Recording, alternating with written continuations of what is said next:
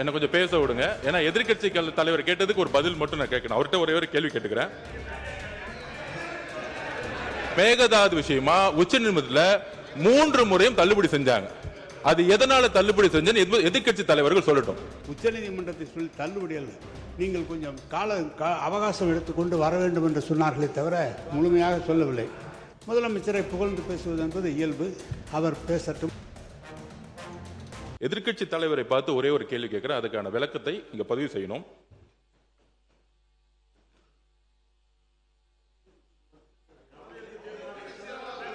கர்நாடக அரசு மேகதாது அணை கட்டுவதற்கான அதாவது என்ன கொஞ்சம் பேச விடுங்க. ஏன்னா எதிர்க்கட்சி தலைவர் கேட்டதுக்கு ஒரு பதில் மட்டும் நான் கேட்கணும். அவர்கிட்ட ஒரே ஒரு கேள்வி கேட்டுக்கிறேன்.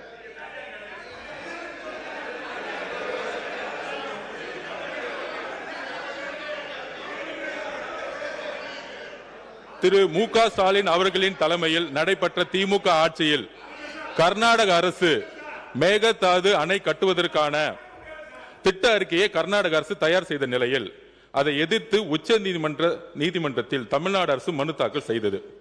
அந்த மனுவை உச்ச நீதிமன்றம் 13/11/2025 அன்று தள்ளுபடி செய்தது. தமிழ்நாடு அரசின் மனுவை உச்ச நீதிமன்றம் தள்ளுபடி செய்ததை எதிர்த்து அன்றைய திமுக அரசு மீண்டும் உச்ச நீதிமன்றம் சீராய்வு மனுவை தாக்கல் செய்தது. அந்த சீராய்வு மனுவும் 15/4/2026 அன்று உச்ச நீதிமன்றத்தால் தள்ளுபடி செய்யப்பட்டது. அதையடுத்து மறு சீராய்வு மனுவை அன்றைய திமுக தலைமையிலான தமிழ்நாடு அரசு உச்ச நீதிமன்றத்தில் தாக்கல் செய்தது. தமிழக உரிமையை காக்கும் கடைசி வாய்ப்பாக இருந்த அந்த மனு மீதும் கவனமாக உரிய வாதங்களை வலுவாக முன்னாள் முதலமைச்சர் திரு மு.க. ஸ்டாலின் அவர்கள் தலைமையிலான திமுக அரசு எடுத்து வைக்கவில்லை. அதை எடுத்து உச்ச நீதிமன்ற தலைமை நீதிபதி அமர்வு மறு சீராய்வு மனுவை 25/4/2026 அன்றும் தள்ளுபடி செய்தது. 3 முறை தள்ளுபடி செய்ததுக்கான விளக்கத்தை மாண்புமிகு எதிர்க்கட்சி தலைவர் இங்கு விளக்க வேண்டும். இந்த உச்சநீதிமன்றத்தில் இந்த டிபிஆர் கேஸ தள்ளுபடி ஏன் சந்திச்சுன்னு அவங்களுடைய திமுக ஆட்சியில தான் இந்த மேகதாது விஷயமா உச்சநீதிமன்றத்தில் 3 முறையும் தள்ளுபடி செஞ்சாங்க. அது எதனால தள்ளுபடி செஞ்சேன்னு எதிர்க்கட்சி தலைவர்கள் சொல்லட்டும். நாங்கள் புதிய அரசை எங்களுடைய மாண்புமிகு முதலமைச்சர் வந்திருக்கோம். 3 முறை உச்ச நீதிமன்றத்தில் திமுக தலைமை அரசு மேகதாது அப்பீல்ல ஏன் தோத்தாங்கிறத எதிர்க்கட்சி தலைவர் சொல்லட்டும்.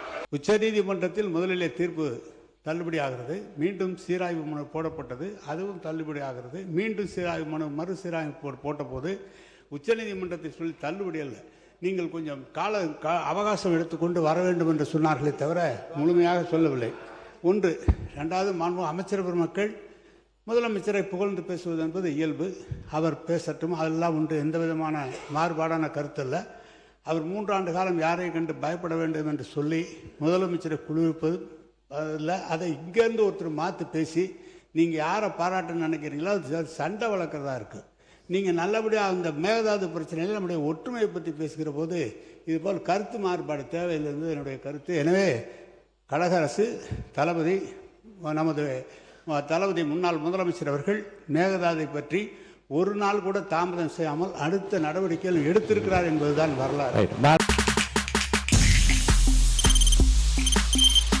தவிர்க்க முடியாத தம்ப்நெயில்ஸ், கலக்கலான கண்டென்ட்ஸ், சினிமாவும் சீரியஸ் பிரச்சனைகளும், பல வருடங்கள் இடைவெளிக்கு பிறகு இந்த படத்துல ஒரு கலகலப்பும் கைகலப்பும், போயிட்டே தான் இருக்காரே தவிர பிரேக்கே இல்லாமல் பிரேக்கிங் நியூஸ் சொல்லும் தந்தி டிவி ஆப். இன்ஸ்டா தலைமுறை வரை இறங்கி அடிக்கும் தந்தி டிவியின் டிஜிட்டல் எக்ஸ்க்ளூசிவ். அது தண்ணிக்குள்ள போகும்போது ஹேங் ஆயிடுச்சு. உங்களுக்கு விஜய் சார் எந்த அளவுக்கு ரொம்ப பிடிக்கும்? Of course, Malayalis are huge Vijay sir fans. 2 பேருமே ரொம்ப பிடிக்கும் எனக்கு. தந்தி டிவி ஆப்பை இலவசமா டவுன்லோட் செய்யுங்க, ஃபாலோ பண்ணுங்க, சப்ஸ்கிரைப் பண்ணுங்க, என்ஜாய் பண்ணுங்க.